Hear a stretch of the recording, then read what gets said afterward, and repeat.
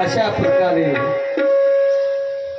त्या कालेवानाला असं वाटलं आणि भगवान परमात्म्याने या ठिकाणी देववृक्ष असणाऱ्या त्याच्या पाठीमागे धावतात आणि धावत धावत धावत धावत या ठिकाणी आल्यानंतर श्रीकृष्ण कालेवन श्रीकृष्णांच्या दिशेनं धावत सुटलाय। त्याच वेळी ते तोंड फिरून गण भूमीवर पळून जाऊ लागलेले भगवान परमात्मा धावत येतात। धावतात धावतात कालेवन त्याच्या पाठीमागे धावतात आणि भगवान त्या यवनाला पुष्कळशे लांब या ठिकाणी एका गुहेमध्ये घेऊन जात आहे। गुहेमध्ये घेऊन गेल्यानंतर बसवा बसवा जागेवर बसवा त्याला आताच नाही टायमिंग आहे तुमच्या जवळ बसवा त्याला। मग भगवान परमात्मा त्या कालेवानाचा पाठ करतात, पाठीमागे धावतात धावता धावता भगवंत एका गुहेमध्ये जातात आणि यदुवंशामध्ये जन्मलेला तुला पळून जाणं शोभत नाही असं भगवंताला कालेवान म्हणू लागलेला आहे। परंतु अजून माझं पाप नष्ट नव्हतं त्यामुळे भगवंताला तो प्राप्त होऊ शकत नाही। त्याच्याकडे निंदा खूप केली पर्वताच्या गुहेत शिरले त्याच्या पाठोपाठ कालेवन गेला आणि तो त्याने एक मनुष्य त्या गुहेमध्ये झोपलेला होता आणि ते मनुष्य गुहेमध्ये झोपलेला असताना भगवंताने काय केलं त्याच्या अंगावरचं वस्त्र आपल्या अंगावर टाकलं आणि बाजूला भगवान परमात्मा उभा टाकला। कालेवानाने विचार केला हा मला इतक्या लांब घेऊन आला आहे साळसूतपणाने झोपला आणि खूप दमला असेल आणि गुहेत आल्या बरोबर ह्याला झोप लागली। त्या मुलकाने त्याला एक जोरात लाथ मारली आणि लाथ मारल्याबरोबर तो पुरुष पुष्कळ दिवसापासून झोपला होता एका लाताच्या तडाख्याने त्याला जाग आली आणि हळूहळू त्याने आपले डोळे उघडले आणि डोळे उघडत असताना त्याने पाहिल्याबरोबर अचानक जवळ असलेला कालेवन भस्म झाला। शुक्राचार्याने सांगितलं राजा त्याची दृष्टी पडताच कालेवन शरीरातील अग्नी प्रज्वलित होऊन भस्म झाला। त्याच्या दृष्टीक्षेपानं कालेवन भस्म झाला।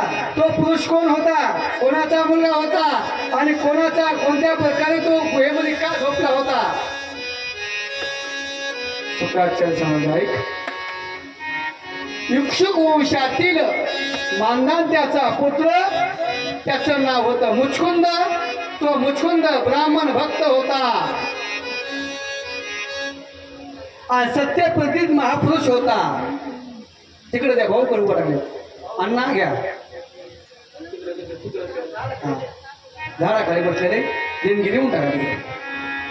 आणि एकदा त्या असुरानं भिल्यानंतर इंद्राने देवाने आपल्या रक्षणासाठी राजा मुचकुंदाची प्रार्थना केली होती.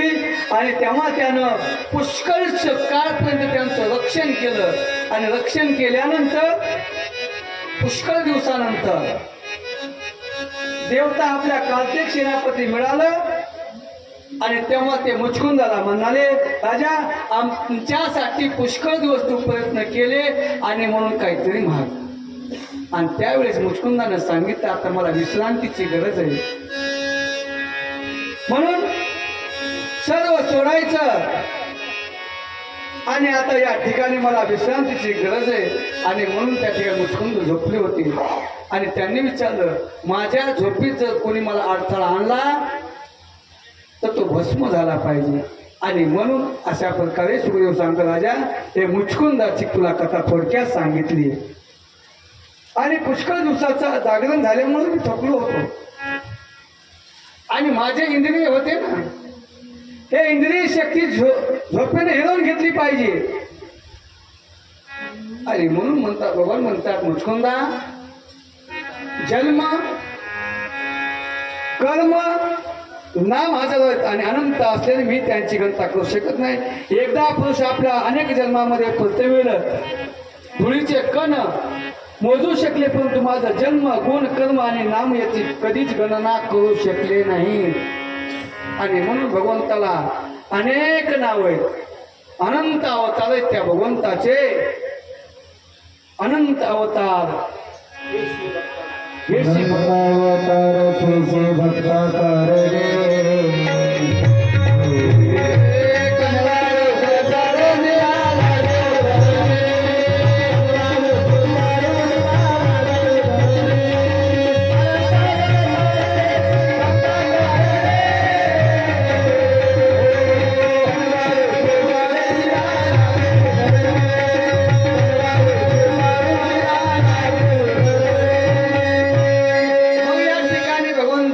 अनेक अवतार आहेत. आणि अवतार असताना सुखाचार्य सांगतात, राजा भगवान परमात्मा येतात आणि गुळ खाऊन या ठिकाणी निघून जात आहेत.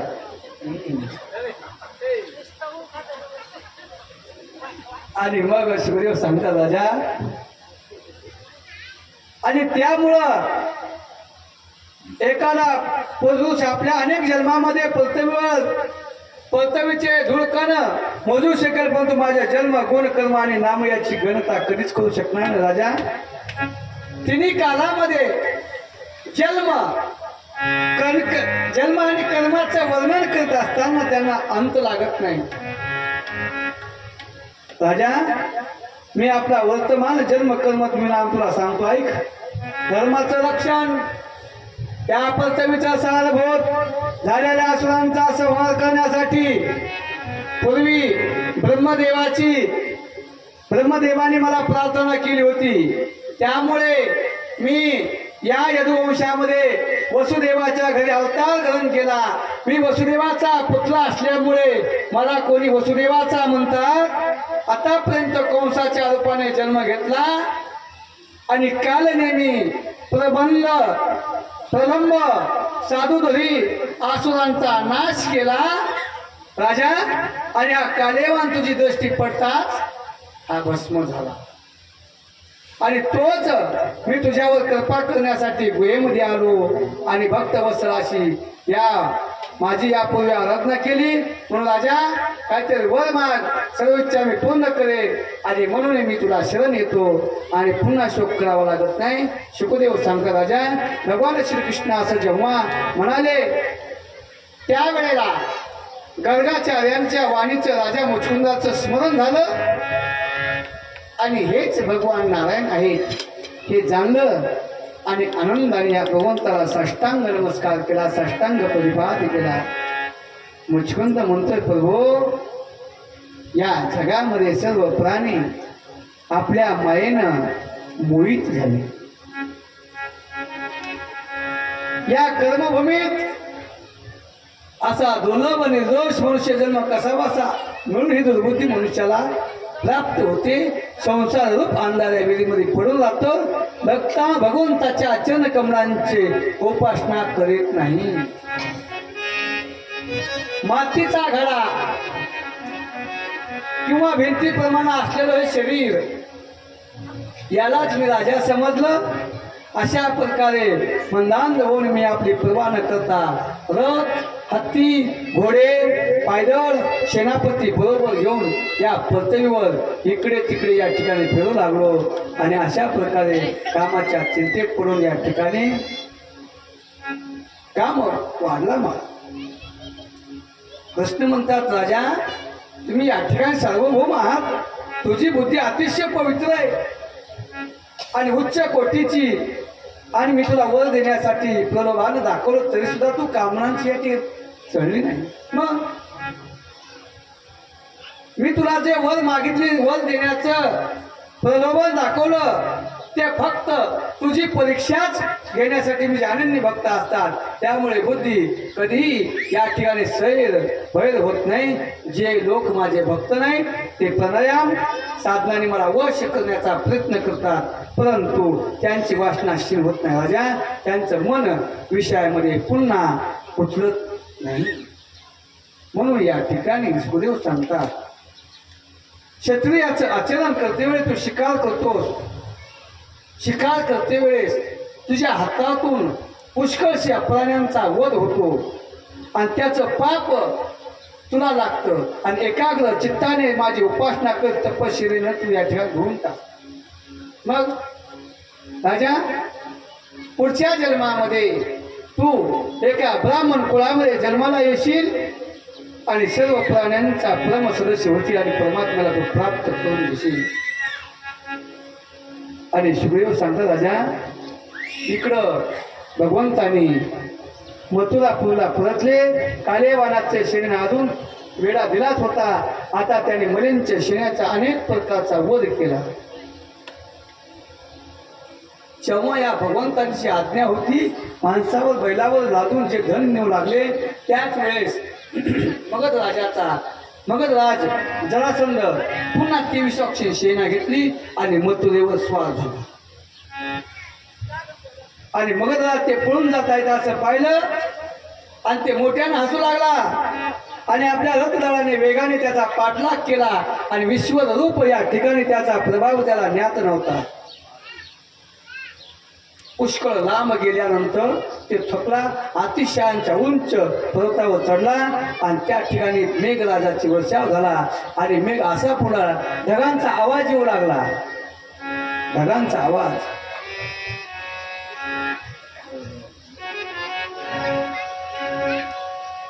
विजा कडकडू लागलेले लपून राहिल्या त्याच्या ठिकाणी समजलं नाही. त्यावेळेस या जरासंधाने इंधनाने भरलेल्या प्रवीण पर्वताला चारी बाजूने पेटून दिलं आणि दोन्ही भावांनी अतिशय वेगानं या 44 कोस पर्वत होता उंच पर्वताच्या जळत्या कडेवरून त्यांनी एकदम जमिनीवर उडी मारली. आणि जरासंधाला किंवा त्याच्या कोणत्याही सैनिकाला न दिसता ते दोघं यदुश्रेष्ठ तिथून निघून समुद्राने वेढलेल्या द्वारकेमध्ये आले. आणि जरासंधाला उगाच वाटले की रामकृष्ण जळून भस्म झाले. जरासंधाला आनंद झाला. प्रचंड सेना घेतली आणि माघारी या ठिकाणी आपल्या मगध देशाच्या राजधानीकडे निघालेला आहे. हे मी तुला अगोदरच सांगितलं होतं.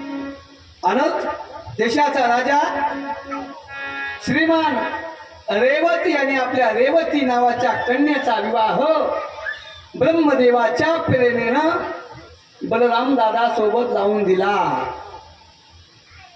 सुखदेव सांगतो, राजा आणि भगवान श्रीकृष्णांचं सुद्धा स्वयंवरासाठी आलेला शिशुपाल, त्याच पक्षपातीत असलेला शाल्व इत्यादी राजाने मोठ्या शौर्याने सगळ्यांच्या देखत गरुडाचं हरण करावं, त्याप्रमाणे विदर्भ देशाचा राजाचा राजकुमार हरण करा. त्याचा विवाह त्यांचा दक्षिण होत असणाऱ्या राजा भीष्मकाची कन्या होती. मला काय का शुकदेव सांगतात, शिशुपालानं असं वाटलं होतं ही जी काही रुक्मिणी जी आहे ना ती शिशुपाला द्यावा.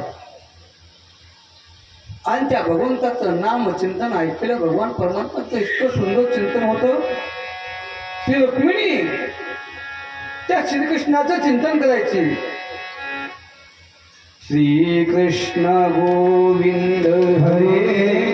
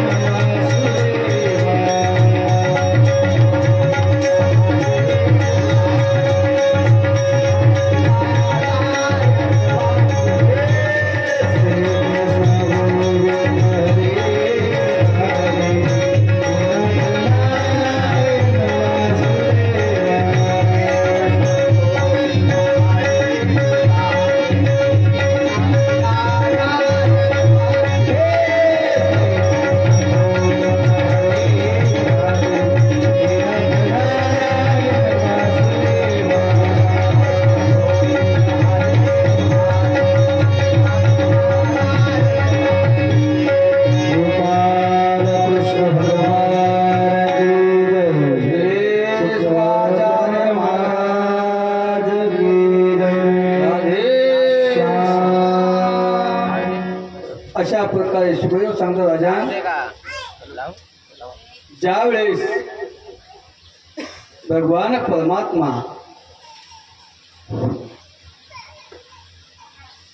विवाह करायचा भगवान परमात्म्याचा, मग या ठिकाणी विचार केला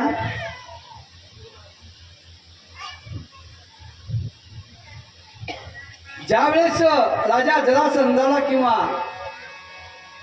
त्यांच्या कोणत्याही सैनिकाला न दिसता त्या ठिकाणी निघून जात आहेत. आणि गेल्यानंतर सुखदेव सांग राजा, आम्ही असं ऐकलं की भगवान श्रीकृष्णांनी भीष्मक नंदानी सुंदर रुक्मिणी देवीशी राक्षस विधीने विवाह केला होता. आता या ठिकाणी मी सविस्तर कथा ऐकण्याची माझी इच्छा आहे. भगवान श्रीकृष्णाने जरासंध, शाल्व, राजा इत्यादींना जिंकून कोणत्या प्रकारे रुक्मिणीचं हरण केलं, कोणता रसिक असा भक्त आहे, पवित्र, मधुर, पापनाशक, नित्य नवीन नवीन वाटणाऱ्या श्रीकृष्णा कथा ऐकून तृप्त होईल. सुखदेव म्हणतात, राजा महाराज, भीष्मक विदर्भ देशाचा अधिपती होता. त्याला 5 पुत्र आणि 1 सुंदर कन्या होती. त्या पुत्रांची नावं होती, ऐक, रुक्मी. थोरल्या पुत्राचं नाव होतं रुक्मी आणि धाकट्याचं नाव क्रमेश रुक्मिलक, रुक्मभाऊ, रुक्मकेश आणि रुक्ममाली अशी त्या मुलांची नावं होती. आणि 1 मुलगी होती, तिचं नाव होतं रुक्मिणी. जी रुक्मिणी होती ना, त्या रुक्मिणीनं राजवाड्यामध्ये येणाऱ्या अतिथीच्या तोंडून भगवान श्रीकृष्णाचं सौंदर्य पराक्रम हे ऐकलं होतं. आणि त्याच वेळेस तिने असं विचार केला की भगवान परमात्मा मला पतिरूप व्हावे अशी मनोमन अगोदरच प्रार्थना केली होती. श्रीकृष्णांची सुद्धा बुद्धी, लक्षण, उदारता, सौंदर्य, शील इतर गुणामध्ये अद्वितीय अशी रुक्मिणी आहे हे जाणलं आणि तिच्या विवाह करण्याचा निश्चय केला. परंतु आपल्या बहिणीचा विवाह कृष्णाशीच व्हावा आणि रुक्मीच्या बांधवांना सुद्धा वाटत होतं. परंतु रुक्मी जो होता ना तो या ठिकाणी भगवंताचा कृष्णांचा द्वेष करायचा, त्याला विरोध करायचा. शिशुपाल हाच आपल्या बहिणीसाठी योग्य वर आहे असं त्यांनी जाणलं होतं. आणि म्हणून आता लग्न आपल्या बहिणीचं कोणासोबत करायचं? शिशुपालासोबत. सुंदर रुक्मिणी जेव्हा तिला समजलं की ती उदास झाली आणि असा विचार आला विश्वासपात्र आता काय करावं आणि काय नाही असा विचार करता करता गावामध्ये भूदेव होते. त्या भूदेवाचं नाव होतं या ठिकाणी ब्राह्मण होते, सुदेव ब्राह्मण. जेव्हा त्या ब्राह्मण द्वारकापुरीला पोहोचला तेव्हा त्या द्वारपाल राजा राजमाला त्यांनी सांगितलं की भगवान पण माझं एक काम आहे. त्या रुक्मिणीनं 7 श्लोकामध्ये पत्र लिहिलं आणि सुद्धा सुदेव ब्राह्मणाकडे पाठवलं. तो ब्राह्मण द्वारकेला आला आणि द्वारकेला आल्यानंतर भगवंतानं सांगितलं, साष्टांग नमस्कार घातला. माझं नाव सुदेव ब्राह्मण, विदर्भ देशामधून आलेलो आहे. कोंढाण्यापुरामध्ये आले. कोंढाण्यापूर नाव गाव आहे कोंढाण्यापुरामध्ये. आणि कोणतं कार्य हे कार्य साधण्यासाठी त्यांनी सांगितलं. 7 श्लोकाचं पत्र दिलं, भगवंतापाशी हातात दिलं. भगवंताने वाचलं. पत्र वाचल्याबरोबर अगदी आनंदमय झाले भगवान परमात्मा. आणि भोजन केल्यानंतर चांगली संतुष्ट झाले भूदेव. आता खूप थकले होते. मग त्यावेळेस भगवंताने सांगितलं चला आता आपल्याला कार्य पुढं करायचंय. आणि भगवंताने सांगितलं की जा. भगवंताने रथ सजवला, भूदेवाला उठवलं, देवा उठा, पुढेही मुहूर्त करणे आहे. मग इकडं खूप थाटामाटात या ठिकाणी विवाह होणार. रुक्मिणीने सर्व पाहुणे मंडळींना निमंत्रित केलेले. यापूर्वी जन्मांतरी पूर्व विहीर, तलाव इत्यादी खोदणे, यज्ञ, नियम, व्रत, दान, धर्म. आणि मग असा विचार करत करत करत एक दिवस या ठिकाणी भगवान परमात्मा निघताय. ज्या वेळेस ब्राह्मण आणि भगवान परमात्मा रथावर आरूढ झाले तेव्हा दादाने पाहिलं होतं कृष्ण कुठ जातोय. विचार केला चला असेल काही काम, आपण कशाला हटकायचं.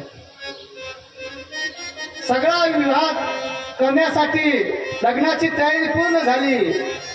नवरदेव नवरी या ठिकाणी मंडपापुढे शिशुपाल या ठिकाणी आलेला आहे. आणि रुक्मिणीच्या मनामध्ये धड धड धड होऊ लागलेले. आणि तिने विचार केला मी जो ब्राह्मण पाठवलाय, सुदेव ब्राह्मण पाठविला, सुदेव ब्राह्मण पाठविला,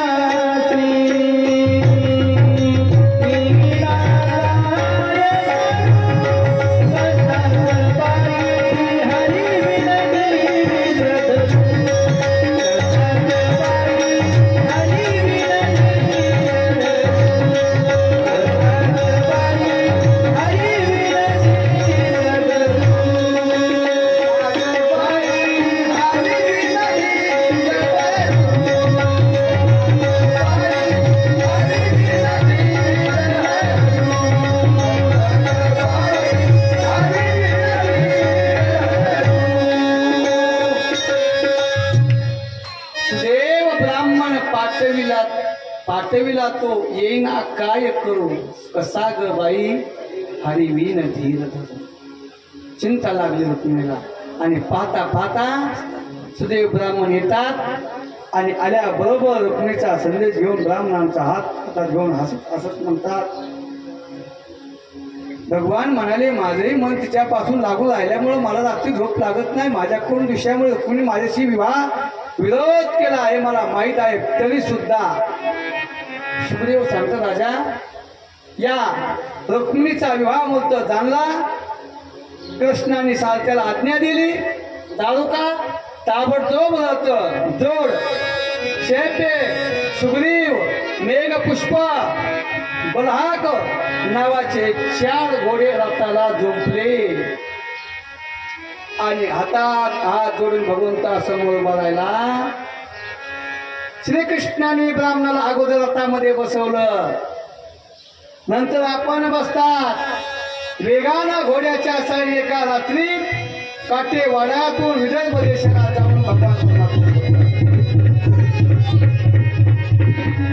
आणि पुत्र प्रेमामुळे कुंडन्य नरेश भीष्मक आपली कन्या शिशुपालाला देण्यासाठी विवाहाच्या लग्नाची तयारी जोरदार चालू. राजमार्ग चौक सर्व झाडून साफसफाई केली. त्याच्यावर सरास मार्जन केलं. रंगबेरंगी ध्वज पताका लावल्या. तोरण बांधली. स्त्री पुरुष गळ्यामध्ये पुष्पमाळा धारण केल्या. दागिने धारण केले. सुंदर वस्त्र परिधान केले आणि वैभव संपन्न मालातून त्या धुपाचा सुगंध येऊ लागला. राजा भीष्मकाने देव पितर आणि ब्राह्मणाचे विधीपूर्वक पूजन केलं. नावंच केलं आणि ब्राह्मणांना भोजन घातलं. राजकुमाराला सुंदर मंगल स्नान घालण्यात आलं. लग्न कंकण बांधण्यात आलं. त्या वधूला नवीन वस्त्र धारण प्रदान करायला दिले आणि रक्षण कवच तयार केलं. अथर्व वेदाच्या विद्वान पुरोहित ग्रह शांतीसाठी त्यांनी आवाहन केलं. शास्त्र जाणणाऱ्या राजानं सोने चांदी वस्त्र तिळगुळ आणि गायी ब्राह्मणांना दान केल्या. अशा प्रकारे चेदी नरेश दमघोषाने सुद्धा आपले पुत्र शिशुपाल यांचं मंत्र ब्राह्मणाकडून विवाह संबंधीनं मंगलविधी करून घेतलं. यानंतर तो मदरस वाहत असणाऱ्या हत्तीचे दळ सोन्याने हाताला हत्तीला सजवलं होतं. रथ पायदळ घोडेदळ सोना बरोबर घेऊन शनी कोंडण्यपुराला जाऊन पोचला आणि विदर्भ देशात विदर्भ राज भीष्मका समोर जाऊन त्यानं स्वागत केलं. त्यांचं पूजन केलं. अगोदर त्यांनी असं निश्चित केलं होतं की आनंदाने त्याची निवासस्थाची व्यवस्था केली. त्याच वेळेस या लग्नाला शिशुपालाचे शाल्व जरासंध दंतवक्र विदुरथ प्रणोद हजारो मित्रराजे लग्नाला आले होते. सर्वजण रामकृष्ण शत्रू होते. रुक्मिणी शिशुपालालाच मिळावी यासाठी सर्व आले होते आणि कृष्ण बलराम यादवांना आपल्याबरोबर आणून आपल्या कन्येचं हरण करण्याचा प्रयत्न करील म्हणून सर्वांनी चहू बाजूने या ठिकाणी घेरा घेतला होता. लक्ष लावू द्या म्हणजे काय सांगता येत नाही. ते कृष्ण कधी येईल आणि रुक्मिणीचं हरण करेल. आणि इकडं सुंदर रुक्मिणी त्या कृष्णाच्या आगमनाची प्रतीक्षा करीत होती. तिने सांगितलं ब्राह्मण आणखीन आला नाही. चिंता तू झाली. चिंता लागली मला. आणि त्यावेळेस अहो माझं भागणीला विवाहाला आता फक्त 1 रात्र शिल्लक राहिली. तरी सुद्धा भगवान परमात्मा आले नाही. याचं कारण कळत नाही. एवढंच काय तो ब्राह्मण जे पाठवलाय ना तो सुद्धा या ठिकाणी संदेश घेऊन आला नाही. विशुद्ध स्वरूप भगवान श्रीकृष्ण माझ्यामध्ये काही दोष नसल्यामुळे पाणी ग्रहण करण्यासाठी आले नसतील ना. अनेक विचार रुक्मिणी मनामध्ये कोणाले विधाता भगवान शंकर सुद्धा मला अनुकूल नाहीत असं दिसतं। रुद्र पत्नी गिरिजा कुमारी सती पार्वती देवीवर माझ्यावर प्रसन्न नसावी आणि जिचं मन भगवंताने हिरावून घेतलं होतं त्याचा विचार करता करता अजून वेळ आहे म्हणून तिने आपले डोळे पुसले आणि डोळ्यामधून डोळे मिटून घेतले। पहा वेळेने आणखीन एक रात्र आहे। एक रात्र अवधी श्रीकृष्णाच्या आगमनाची अशी प्रकारे प्रतीक्षा करत करत वाट पाहत पाहत रुक्मिणीची डावी मांडी आणि डावा डोळा फडकवू लागला। फडफड झाल्यामुळं तिला वाटलं आपलं काम शुभ झालं, शुभ झालं काम। मग आपल्या मनासारखी गोष्ट होणार असं तिला वाटलं। इतक्यात श्रीकृष्णाने पाठवलेला तोच ब्राह्मण राजमहालात येतोय। अंतपुरात रुक्मिणीची भेट घेतली। ब्राह्मणाचा चेहरा प्रफुल्लित झाला, त्याचं लक्षण पाहिलं आणि आपलं काम फत्ते झालं असं रुक्मिणीला वाटलं आणि तिने ब्राह्मणाला विचारलं। ब्राह्मणानं सांगितलं श्रीकृष्ण आलेले आहेत आणि तुम्हाला घेऊन जाण्याची प्रार्थना भगवंतांनी केली। ते कळताच रुक्मिणीचं हृदय आनंदाने भरून आलं आणि त्याच्या मोबदल्यामध्ये त्याला काय द्यावं, ब्राह्मणाला काय दक्षिणा द्यावी। त्या लक्ष्मीचा ब्राह्मणाला नमस्कार केला आणि जगातील सर्व संपत्ती त्याला देणं नव्हे का। ब्राह्मण म्हणला लक्ष्मीला काय मागावं, सर्वस्व देणारी रामकृष्ण या कन्येचा विवाह पाण्याचा उत्सुकपणे आले ते ऐकलं। मंगलवाद्य वाजू लागलेले, पूजेची साम्राज्ञी त्या ठिकाणी आलेली। मधुपर्क उत्तम वस्त्र एक वस्त्र घेऊन विधीपूर्वक त्याने त्याची पूजा केली। नंतर बुद्धिमान भीष्मकाने आपल्या परिवारासह सर्वांची निवासाची व्यवस्था केली। भीष्मकाकडे राजा आले,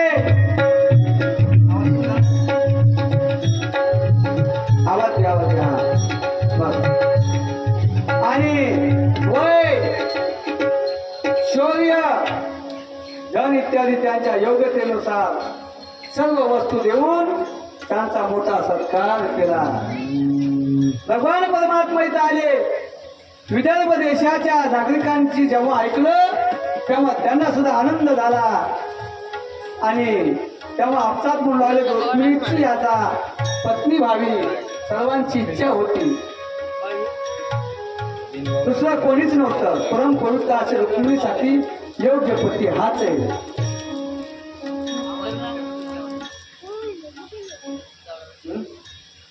आणि जर सत्यकर्म असेल तर त्रिलोक्यचा विधाता आमच्यावर प्रसन्न व्हावं अशी कृपा करावी। मॉनिटर लावा।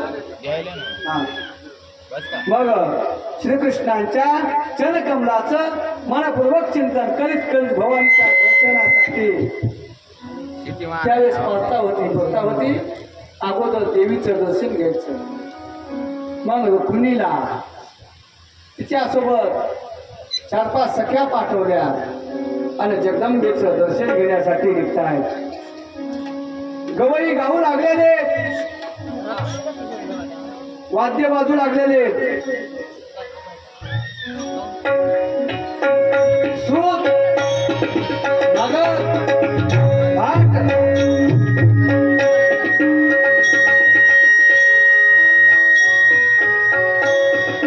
कर्मकांड जाणाऱ्या वद्द ब्राह्मस्त्रिया त्यांच्या बरोबर होत्या। त्या रुक्मिणीला शिव पार्वतीला वंदन करायला लावलं। त्यावेळेस त्या रुक्मिणीनं देवीला प्रार्थना केली, हे अंबिके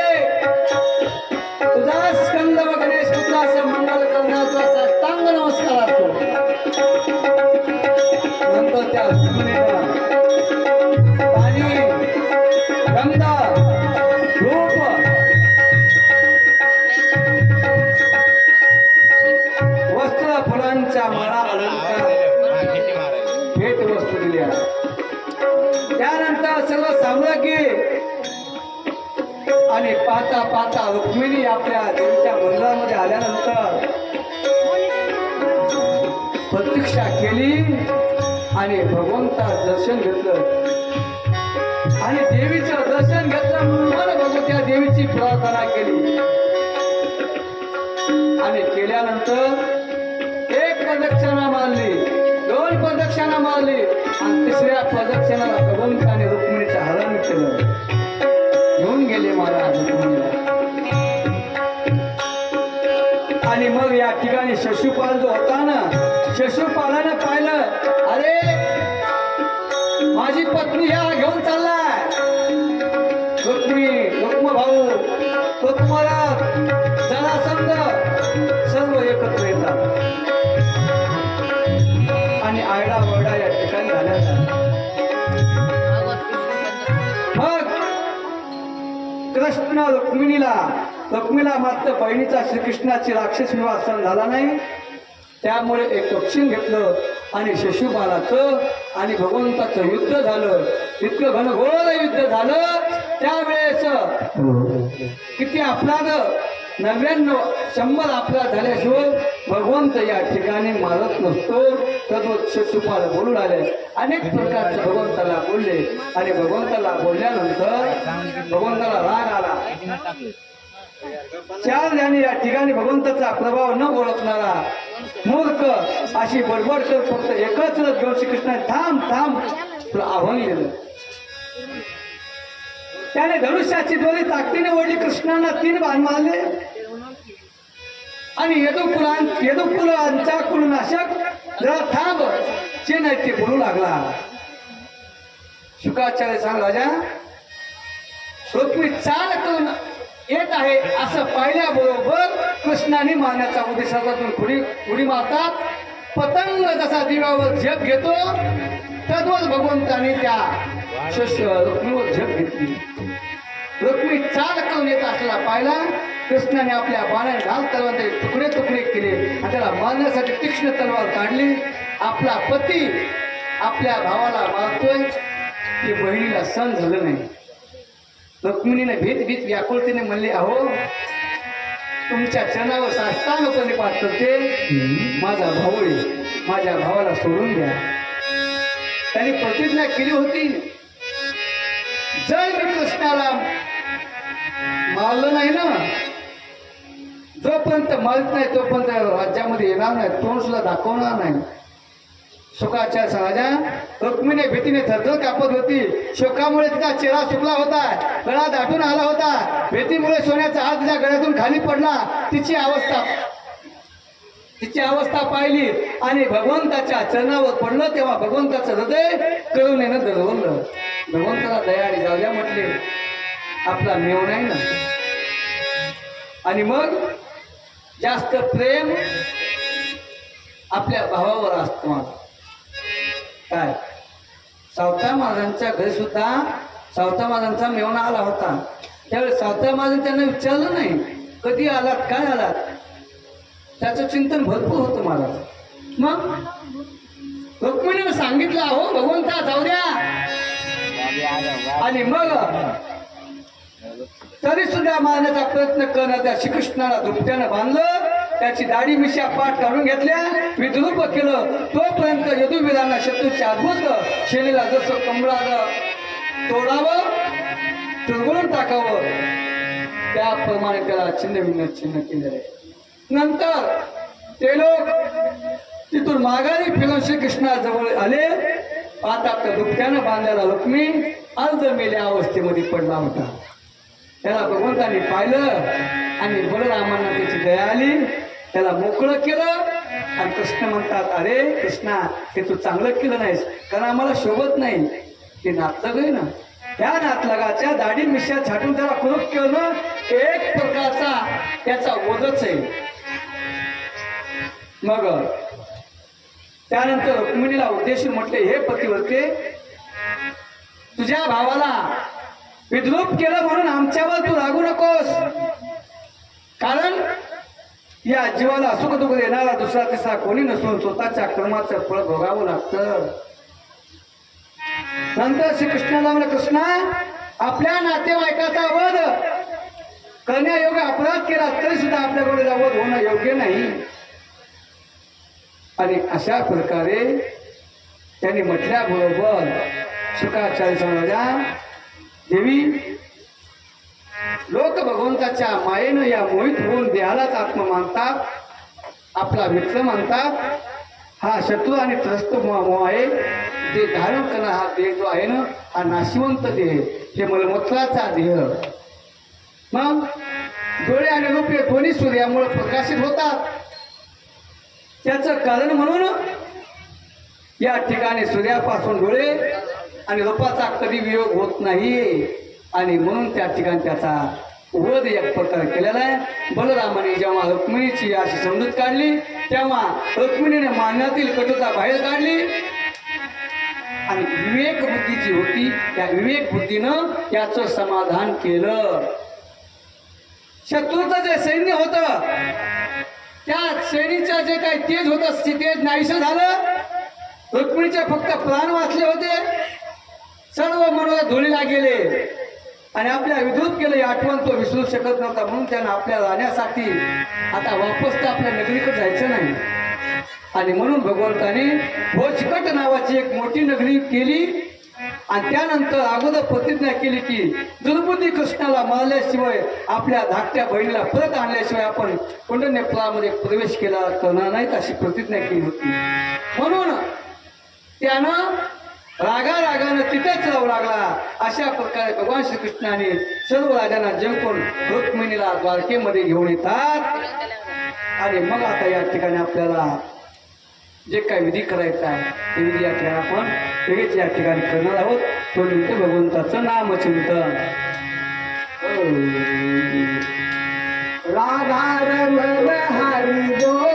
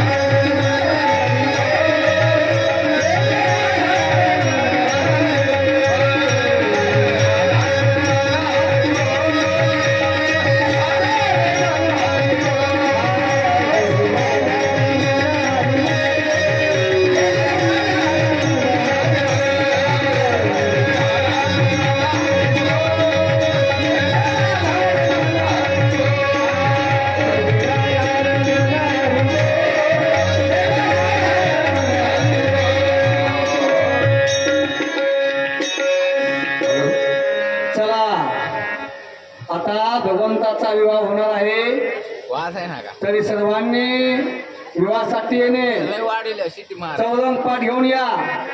चला नवदेव नवरी घेऊन या अलीकड. नवरीचे मामा नवदेवाचे मामा चला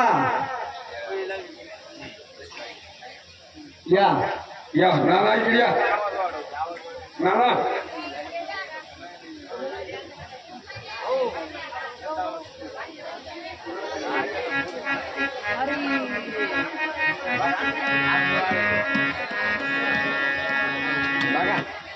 हॅलो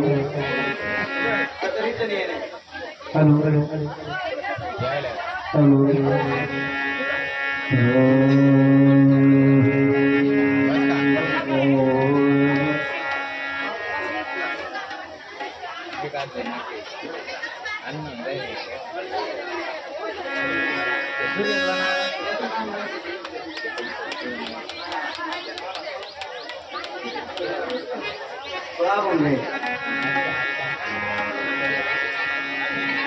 त्याला माहिती मन पावलं बार करतो का